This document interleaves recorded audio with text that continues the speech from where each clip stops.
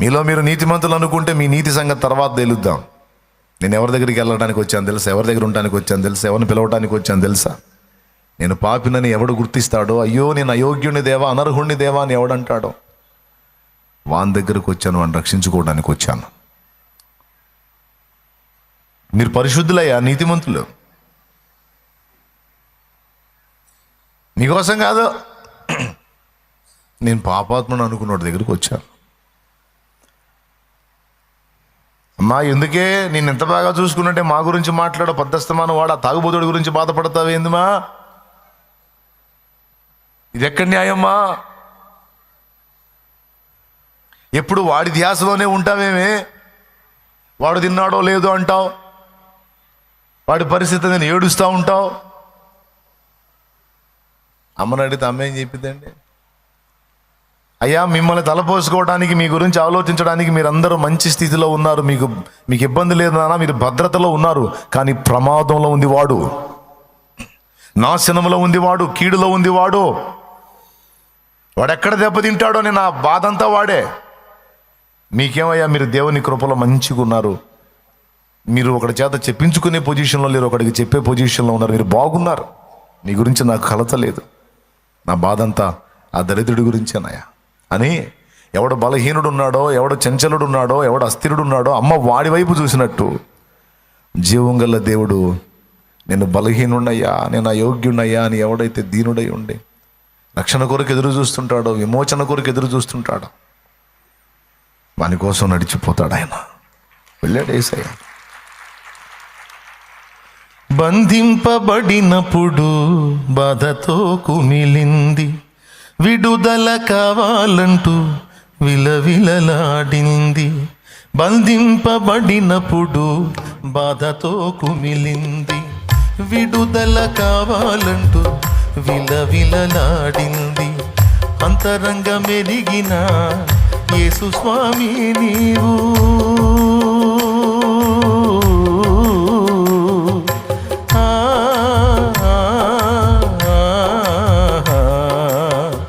అంతరంగ మెరిగిన యేసు స్వామి నీవు, అంతలోనే దానికి విడుదల కలిగించావా, అంతలోనే దానికి విడుదల కలిగించావా. ఎవరు కోరని చిన్నగాడిద పిల్లను ఎన్నుకొంటివయ్యా నీవు యేసయ్యా.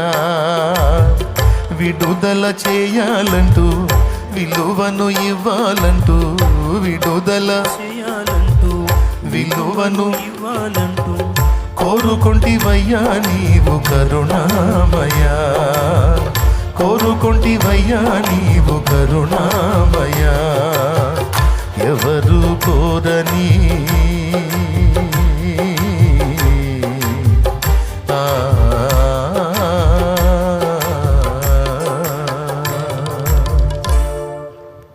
ప్రభుకి స్తోత్రం కలుగును గాక.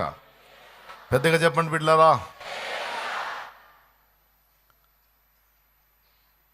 ఈరోజు ఇక్కడ కూర్చున్న వాళ్ళలో కూడా ఎవరైనా నేను బంధకాల్లో ఉన్నాను, అది వ్యసనాల బంధకాలైనా, పాపపు బంధకాలైనా, దురాత్మ బంధకాలైనా, మానుకోలేని అలవాట్లు కలిగినటువంటి ఆ బంధకాలైనా, నిజంగా నువ్వు బాధపడుతుంటే, అంటే కొంతమంది బంధకాలను ఎంజాయ్ చేస్తారు, అట్లా కాకుండా నిజంగా బంధకాల్లోంచి బయట పడాలని నీ హృదయంలో ఆరాటం ఉంటే, నిజంగా బాధ ఉంటే, తప్పకుండా దేవుడు నీ విషయంలో జోక్యం చేసుకుంటాడు. ఆయన వస్తాడు నీ దగ్గరికి, వస్తాడు నీ దగ్గరికి. కానీ నీ హృదయంలో ఆశ ఉండాలి, నాకు ఈ బంధకాలు వద్దు, నాకు ఈ తప్పుడు మార్గం వద్దు, నాకు ఈ తప్పుడు పనులు వద్దు, నాకు ఈ నీచ ప్రవృత్తి వద్దు, నాకు ఈ వ్యసనం వద్దు, నాకు ఈ బలహీనత వద్దు. యేసయ్యా అల్లాడిపోతున్నా, నాకు వద్దు ప్రభువా, నాకు జయమే నాయన. బంధకాల్లో ఉండి బాధతో మూలుగుతున్న వారిని విమోచించడానికి వచ్చిన విమోచకుడే యేసు. మనుషులు అసహించుకోవచ్చు, కానీ ఆయన అసహించుకోడు. నువ్వు మారు మనసు పొందితే నిన్ను హక్కున చేర్చుకుంటాడు, చంకబెట్టుకుంటాడు. జక్కయ్యలో అలాంటి మనసు చూశాడు ప్రభు. ఎప్పుడైతే ప్రభు జక్కయ్యను దర్శించి మాట్లాడాడో, జక్కయ్య దృక్పథమే మారిపోయిందండి. ఆయన ఆలోచన విధానమే క్షణాల్లో మారిపోయింది. ఎంత విచిత్రంగా మారిందంటే, సమాజం మొత్తాన్ని బలి చేసి నేను ఒక్కడనే బతకాలనుకునే ఆ సైకాలజీ మారిపోయి, నేను నా కుటుంబం ఏమైపోయినా పర్వాలేదు, సమాజం క్షేమంగా ఉంటే అంతే చాలు అనే మైండ్కి వెళ్ళిపోయాడు. అవునా కాదా? నేను నా కుటుంబం ఏమైపోయినా పర్వాలేదు, సమాజం క్షేమంగా ఉంటే, సమాజం చల్లగా ఉంటే, ప్రజలు మేలుకరంగా ఉంటే నాకంతే చాలు అనే మైండ్లోకి వెళ్ళిపోయాడు. అది నిజంగా దేవుని చేత దర్శింపబడిన వాళ్ళలో కనబడేటువంటి లక్షణం. ఈ విధమైనటువంటి ఆలోచన విధానం నీలోకి ఇంకా రాలేదంటే నిన్ను దేవుడు దర్శించాడో లేదో డౌటే.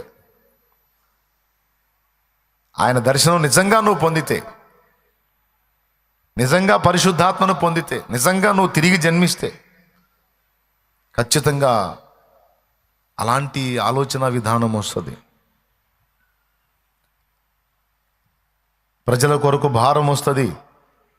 తన గురించి తనకు పట్టింపు ఉండదు. తనకున్న లేమి, కొదువ, కొరత, ఇబ్బంది, అవమానం, బాధ, నింద ఏది కనపడదు. ప్రజలకు నా వలన జరగాల్సిన మంచి జరుగుతుందా లేదా? ప్రజలకు నా వలన జరగాల్సిన మేలు జరుగుతుందా లేదా?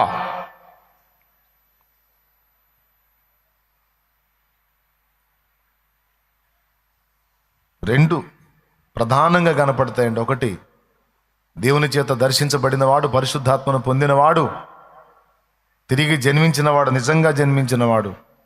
రెండు అనుకుంటాడు, నాకు దేవుడు చాలు, నాకు యేసయ్య చాలు, నాకు యేసయ్య చాలు. నీకేంట్రా మరి? నీకేంటంటే నాకు ఆయన ఉన్నాడా? నువ్వు అంతా దేవుడు దేవుడు అంటున్నావు పిచ్చిదానా, మరి నీ సంగతి ఏంటంటే నాకు ఆయన ఉన్నాడు. ఎరా పిచ్చోడా, నీ మైండ్ పోయిందా? నువ్వు అంతా దేవుడు దేవుడు అని అంతా ఇది చేస్తున్నావు ఏందిరా? మరి నీ సంగతి ఏంది? నా సంగతి ఆయన ఉన్నాడు సార్, నాకు ఆయన ఉన్నాడు, నాకు దిగులు లేదు, నాకేం తక్కువ చేయడు కాదు, రేపు అడుక్కోవాల్సి వచ్చింది. అడుక్కోవడం అనే పరిస్థితి రాదు నాకు. ఎందుకంటే ఎవని యందు నేను విశ్వాసం ఉంచానో, ఎవరి మీద ఆధారపడి బ్రతుకుతున్నానో ఆయన సత్యవంతుడు, ఆయన నిజమైన దేవుడు, ఆయన ఉన్నవాడు. ఇంతవరకు నాకేం తక్కువ చేయలేదు, ఇక ముందుకు నాకు తక్కువ చేయడనే విశ్వాసం నాకుంది. అందుకే నా గురించిన ఆలోచన నాకు లేదు. నా మైండ్ అంతా ప్రజలు. ఒకటి, ప్రజల గురించి ఆలోచన చేస్తాడు. రెండవది, దేవుడు నాకు చాలు అనుకుంటాడు. మూడవది, దేవుని కోసం, ప్రజల కోసం తాను ఎంత వెల చెల్లించడానికైనా సిద్ధపడతాడు, ఎంత రిస్క్ చేయడానికైనా సిద్ధపడతాడు. నిజంగా దేవుని చేత దర్శింపబడినటువంటి వ్యక్తులు, నిజంగా తిరిగి జన్మించిన వారు, నిజంగా తమ యందు పరిశుద్ధాత్మను కలిగి ఉన్న వారికి ఈ లక్షణాలు కనపడతాయి. ఇవి నీలోకి రాలేదు, ఇంకా వాళ్ళు సిగ్గు, బిడియం, అశాంతి, వేదన, దుఃఖం అనే వాటిని కూడా విసర్జిస్తారు. సమాజం నిన్ను చూసి నవ్వుతుందిరా రే, సమాజం నవ్వితే నాకెందుకు, ఏడిస్తే నాకెందుకు, నన్ను పంపినవాడు నవ్వితే నాకు చాలు, నన్ను పంపినవాడు నన్ను బట్టి సంతోషిస్తే నాకు అంతే చాలు. సమాజం నవ్వుతుంది, సమాజం ఏడుస్తుంది, సమాజం ఏదో అంటుంది, సమాజం పొగుడుతుంది, సమాజం ఆకాశానికి ఎత్తింది, అది నన్ను ఆకాశానికి ఎత్తినా నాకు అది లెక్కలోది కాదు, అది నన్ను అధపాతాళాన్ని తొక్కుతానన్నది నాకు లెక్కలోది కాదు. నాకు నా దేవుడు ముఖ్యం, ఆయన పని ముఖ్యం, అంతే. ఈ రెండే. తిరిగి జన్మించానని చెప్పుకుంటున్న నీ దగ్గర ఇంకా సమాజంలో మనుషులు అలా అన్నారు, కుటుంబీకులు ఎలా అన్నారు, బంధువులు అలా అంటున్నారు, వీళ్ళు ఎలా అంటున్నారని కూర్చొని రోధిస్తున్నావా? అట్లయితే సరిగ్గా దర్శనం పొందలా నువ్వు, దేవదర్శనం. సరిగ్గా దేవుని చేత దర్శించబడితే జనాల పొగడ్తలు నీకు ఆనవు, జనాల దూషణ కూడా నీకు అంద యాప్ ఉండరా. నా జ్యేష్ఠ భాగస్వామి నీతోనే నాతి చరామి, ఎవడేమన్నా నేమి నీ మాటే నాకిలహామి, నీ కృప చాలు యేసు స్వామి.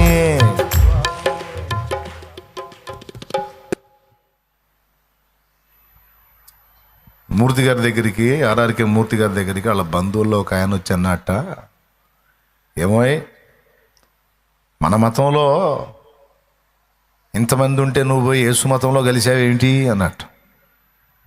యేసు మతం పట్టావంట కంటే నేను మతం పట్టలేదు, మతం పట్టలేదు. కాదులే, మతంలో దిగావంట కదా, దిగలేదు, ఆల్రెడీ దిగిన దాని నుంచి బయటకు వచ్చా. అట్లా కాదాయే, మనం వాటిలో ఏదైనా లోపాలు ఉంటే సరి చేసుకొని మన దానిలోనే ఉండాలి, కానీ వేరే వాటికి పోవటం ఏమిటి నువ్వు అన్నట్ట. అప్పుడు ఆయన అన్నట్టు, నేను సరిచేసే దేవుడు నాకెందుకు, నన్ను సరిచేసేవాడు కావాలి. ఎవరు కావాలి? నా బతుకును నాకు చూపించి నా బతుకును చక్కదిద్దేవాడు నాకు కావాలి, కానీ నేను సరిచేసే మతాలు నాకెందుకు రయ్యా, నేను సరిచేసే దేవుళ్ళు నాకెందుకు, నేను మోసుకు తిరిగే దేవుళ్ళు నాకెందుకు, నేను తెచ్చి నిలబెట్టి సమస్తం నేను చేసే దేవుళ్ళు నాకెందుకు, పతనమైన నా బ్రతుకును తిరిగి కట్టి నన్ను నిలబెట్టి నైతిక విలువలు నేర్పి నన్ను ధన్యుని చేసి నా బ్రతుకును క్రమపరిచేటువంటి జీవము గల దేవుడు యేసు అని గుర్తుపెట్టాను. హల్లెలూయా. ఆయన చాలు. సమాజం నిన్ను చూసి నవ్వుతుందా? నవ్వితే నవ్వని, ఏడిస్తే ఏడవని. నాకు ఆయన చాలు. నా కాంతి, నా శాంతి, జయంతి వర్ధంతి, నా జయంతి నా వర్ధంతి, జయంతి వర్ధంతి, నా వర్ధంతి నా జయంతి. అంతా యేసే, జగమంతా యేసే, అంతా యేసే, జగమంతా యేసే, అంతా యేసే, జగమంతా యేసే, అంతా యేసే, జగమంతా యేసే. ఏమండి, అట్లా మారిపోయింది. నా భాష, నా ఊసు, నా యాస అంతా యేసే.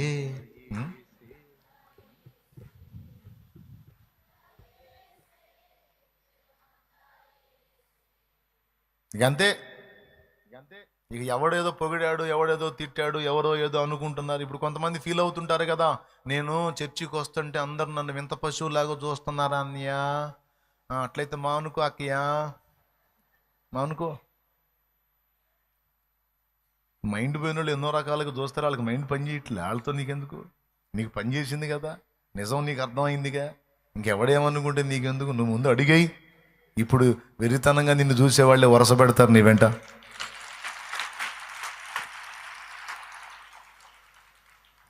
ఏమంటావు? అంతేగాని ఎవడో ఏదో అనుకున్నాడని ఓహో ఏదో సిగ్గుపడి మెలికలు తిరిగి గందరగోళం అయిపోయేదో, నువ్వు వాళ్ళు ఫీల్ అవుతున్నారని నువ్వు ఫీల్ అయిపోయి ఇంకా ఫీల్ అయిపోయి ఎందుకు ఈ దరిద్రం?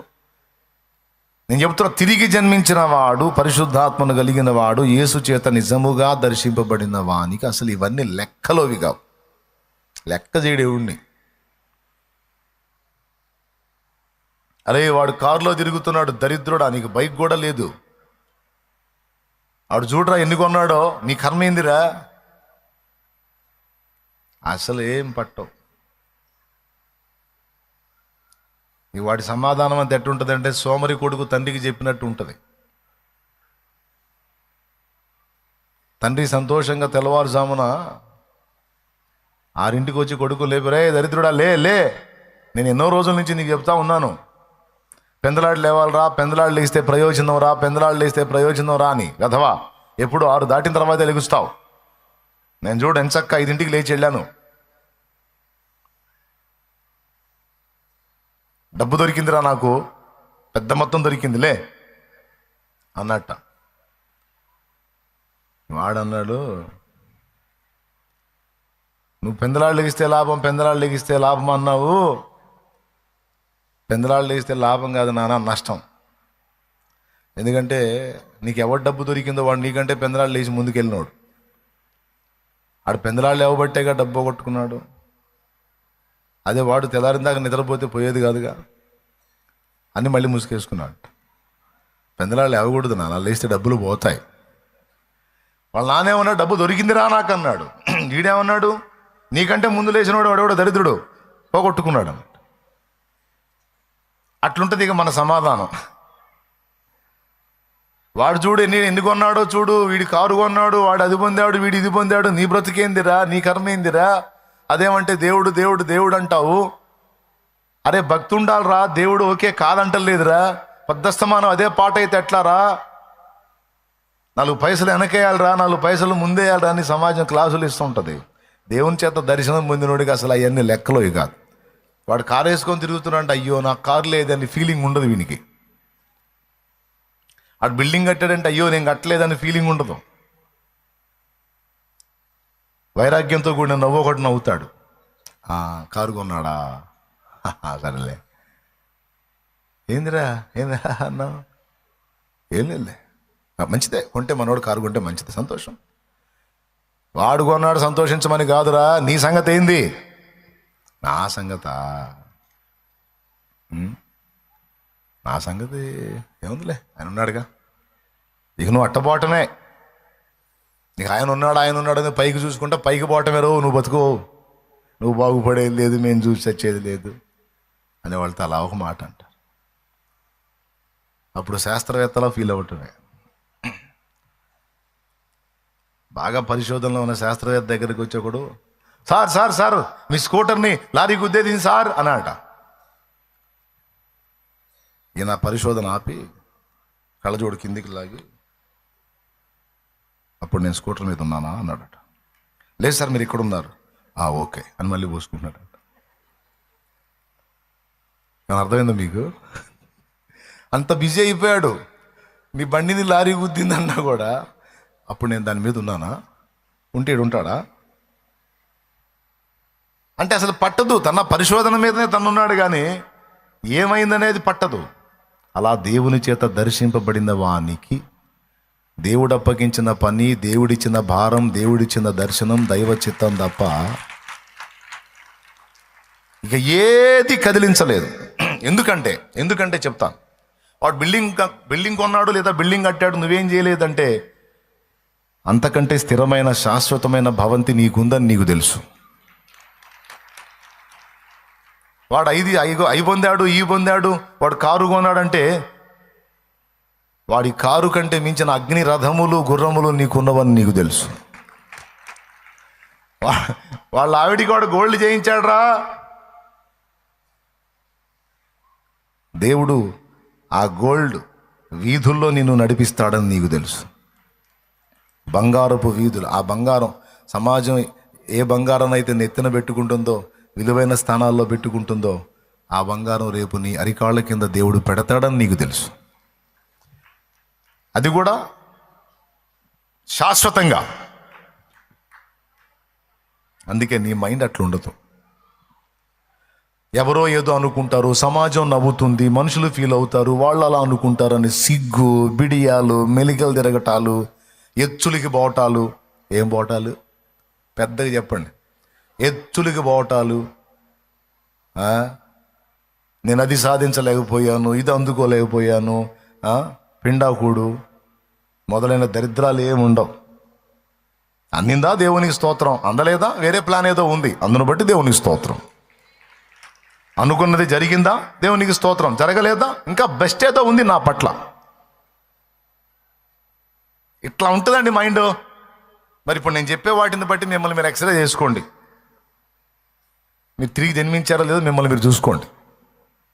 మీరు నిజంగా దేవుని వెలిగింపు పొందారో లేదో మీరు చూసుకోండి.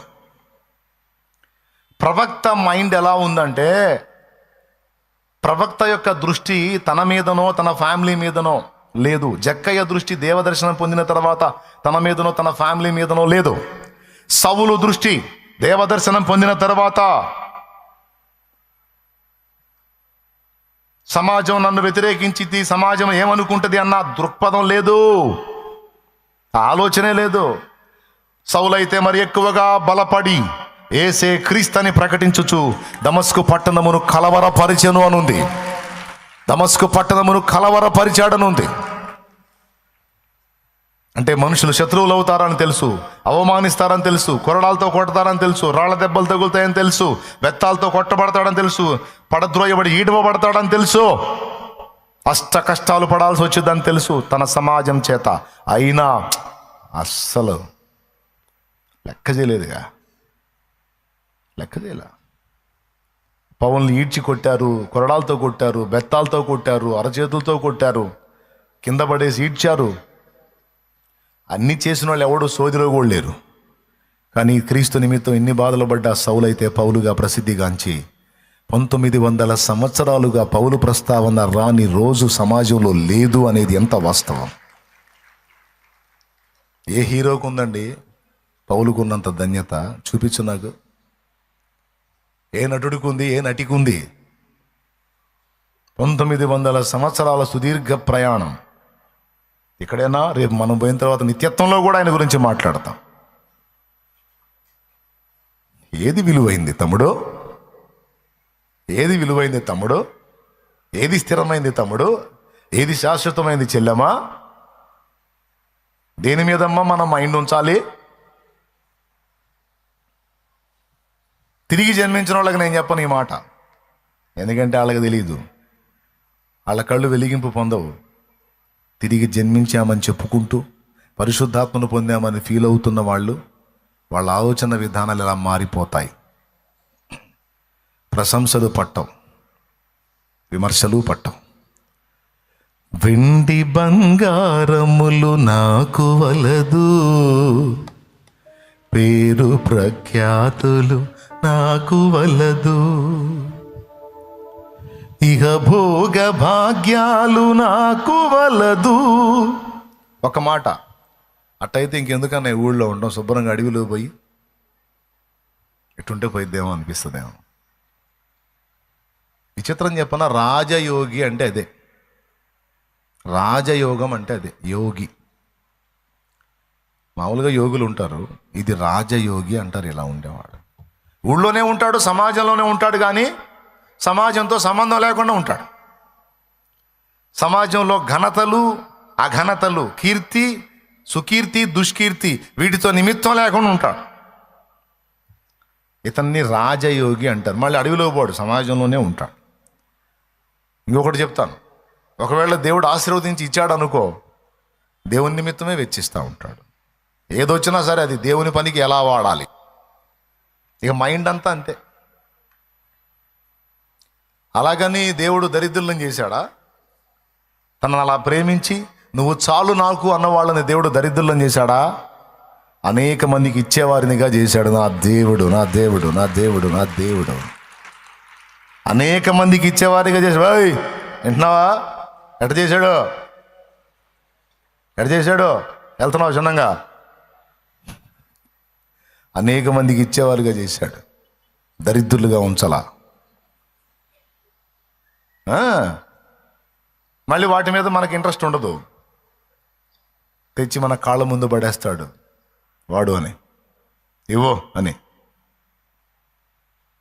ఎంతమందికి అర్థమవుతుంది నేను చెప్పేది? వాడుకో అంటాడు. నాకెందుకు తండ్రి, నాకు ఇది చాలు, నీ పనికే, నీ పిల్లలకే, అందుకే నాకు నువ్వంటే ఇష్టం, అంతే. ఇంకా ఇస్తా, వాడు ఇంకా ఇస్తా, పెడే నా బిడ్డలకు పెట్టు. ఖచ్చితంగా నా తండ్రి నిన్ను ఇట్లా చేయకపోతే అప్పుడు అడుగు. దేవునికి స్తోత్రం. ఈరోజు కాకపోతే రేపు, రేపు కాకపోతే ఇంకా నా తండ్రి తన బిడ్డలకు ఏది కొదవచ్చాడు. కొద్దిగా పరీక్ష కాలం ఉంటుంది, అది పూర్తయిన తర్వాత తప్పకుండా నీ తలనెత్తుతాడు, నీకు కావాల్సినవి చూసుకుంటాడు. నేను రాత్రి చెప్పాను, మళ్ళీ చెబుతాను, అసలు వాటి గురించి ఆలోచనే మానాయి. ఇప్పుడు కొంతమందిని చూపించి నిన్ను తిడుతున్నారా? కొంతమందితో నిన్ను పోల్చి నీకు అవమానాలు ఎదురవుతున్నాయా? అస్సలు పట్టించుకోవద్దు. ఈరోజు వాళ్ళని వీళ్ళని చూపించి నిన్ను పొగిడేవాళ్ళు రేపు నిన్ను చూపించి జనాన్ని తిడుతుంటారు. ఆ రోజు వచ్చింది. ఆ అమ్మాయి చూడవే, అమ్మాయి చూడు అని నిన్ను చూపించి మళ్ళీ ఇతరులను తిట్టే రోజులు వస్తాయి. అందుకే వాళ్ళు అటు అంటారు, ఇటు అంటారు. అస్సలు వాళ్ళ గుర్తింపులు, వాళ్ళ ఘనతలు, వాళ్ళ తృణీకారాలు ఏవి మనకే లెక్కలోవి కాదు. మనకు మెయిన్ ఎవరు? పెద్దగా చెప్పాలి. ఇది కూడా ఎందుకు చెప్తున్నానంటే, ఈ నూతన సంవత్సరంలో చాలామంది చాలా ఫీలింగ్స్ పెట్టుకొని దిగులు పడతా ఉంటారు. కొంతమంది ఛాలెంజ్లు పెట్టుకొని కూర్చుంటారు. నన్ను ఇలా అన్నారమ్మా, నన్ను ఇలా అన్నారు, నన్ను ఇలా అన్నారు, నన్ను ఇలా చేశారు, నేను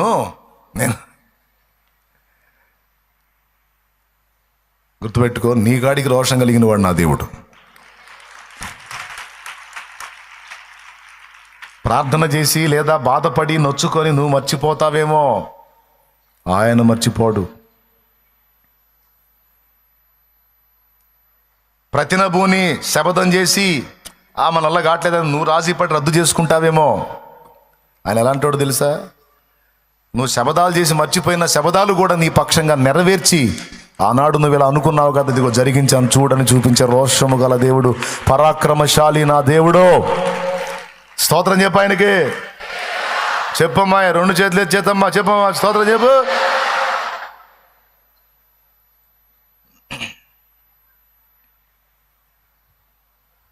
అందుకే నేను చెబుతుంది, ఆయనకు వదిలేసి నువ్వు ప్రశాంతంగా నీవు తిరిగి జన్మించిన వాడివి, ఆత్మను పొందుకున్నవాడు, నీ దృష్టి అంతా జక్కయ్యలాగా. ఒకప్పుడేమో నేను నా ఇల్లు అనుకున్నవాడు ఎగ్దం నా ఆస్తిలో సగం అమ్మి బీదలకు ఇచ్చేస్తాను, మిగిలిన సగం ఎవరి యొద్ద నేను 2కు 4 తీసుకున్నాను వానికి 8 ఇస్తాను. మరి నీ సంగతో నాకు నువ్వు ఉన్నావుగయ్యా.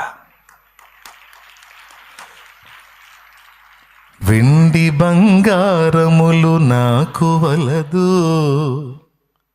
పేరు ప్రఖ్యాతులు నాకు వలదు, ఇహభోగ భాగ్యాలు నాకు వలదు, ఇహభోగ భాగ్యాలు నాకు వలదు, సిరి సంపదల ఆశ నాకు లేదు, సిరి సంపదల ఆశ నాకు లేదు, నీ పాద సన్నిధే నాకు చాలు, నీ పాద సన్నిధే నాకు చాలు.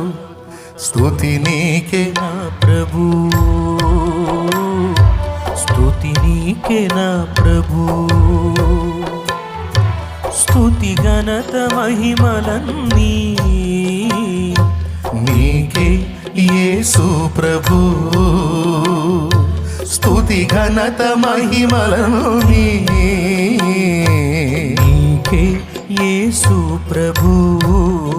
బ్రదర్స్, సిస్టర్స్, కమ్మని విందులు నాకు వలదు, కణికానందాలు నాకు వలదు. చెప్పు, కమ్మని విందులు నాకు. ఒక నిమిషం, నేను చెప్పమన్నాను చెబుతున్నావా, లేకపోతే నీ మైండ్ కూడా ఇలానే ఉందా?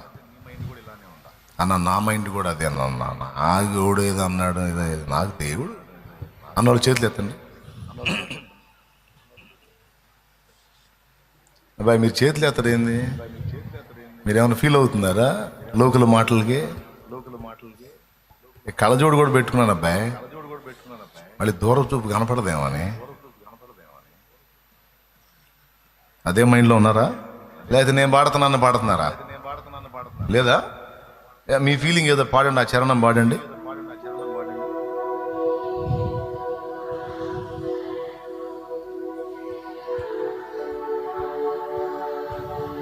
ఇప్పుడు రిధం దరువు కొడతాడు, మీరే పాడుకోండి. కమ్మని విందులు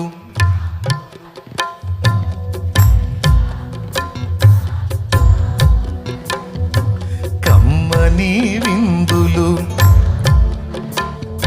క్షణికానందాలు కీర్తి కిరీటాలు నాకు వలదు, కీర్తి కిరీటాలు కలల సంచారాలు నాకు.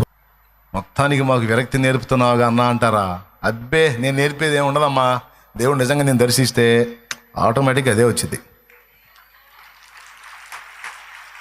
దేవునికి స్తోత్రం. ఎవరన్నా హడావుళ్ళు చేస్తుంటే నవ్వొస్తుంటుంది. గ్రాండ్ సెలబ్రేషన్స్ చేస్తుంటారు చూడు, హడావుడి రేంజ్లో నవ్వుకుంటా ఉంటాను. అసలు పట్టవు నీకు ఆయన్ని. నిన్ను చూసిన వాళ్ళు కూడా ఆశ్చర్యం కలిగిద్ది. అసలు ఏ ఫీలింగ్ ఉండదు, ఏంది అట్ట ఏదో మా లోకం లాగా ఉంటావు. ఏంటంటే నా లోకం వేర్లేరా నిద్రమోహళ్ళారా, నా లోకం వేర్రా. నేను ఈ చెత్తవాటి గురించి ఆనందపడేవాడిని, వీటిని బట్టి సంతోషపడేవాడిని కాదు. అక్షయమైన ఆ మహిమను వెతుకుతున్నాను. నేను మీకు వైరాగ్యం నూరిపోయాల్సిన అవసరంలా. నిజంగా దేవుని చేత దర్శించబడితే ఆటోమేటిక్గా నీకు వచ్చేస్తుంది అది.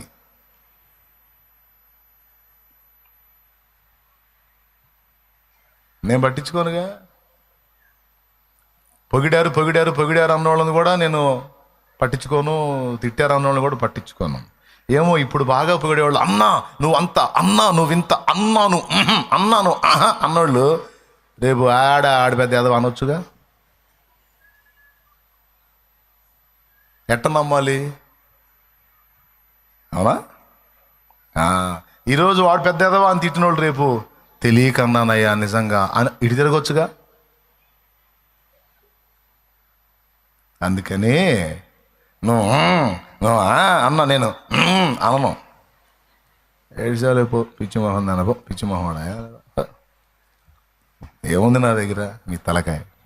నేనేమై ఉన్నాను, ఆయన కృప వల్లే ఉన్నాను.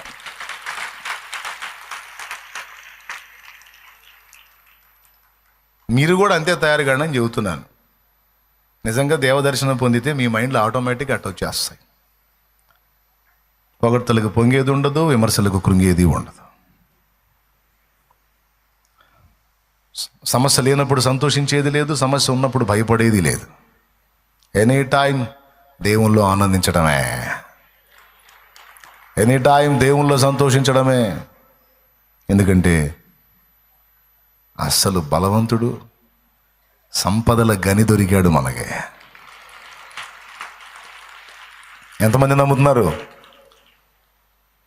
బలవంతుడు సంపదల గని. ఇంకేం కావాలి ఈ జీవితానికి? ఒకటి చాలు.